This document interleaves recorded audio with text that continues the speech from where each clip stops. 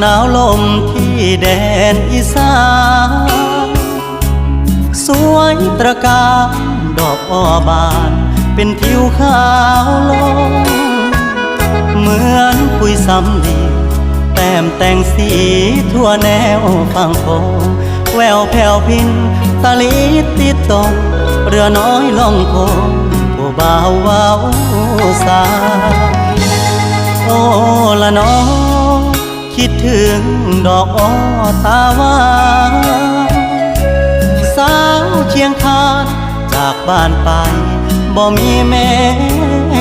ข่าวสายันคำแลแดดอ่อนแสงเขาเคยหยอกเย้าสัญญาทางกลางลมหนาวว่าเจ้าบ่ลืมหนุ่มน้อยเชียงคาน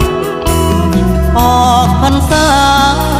มาถึงแล้วน้องดอกอ้อที่รอ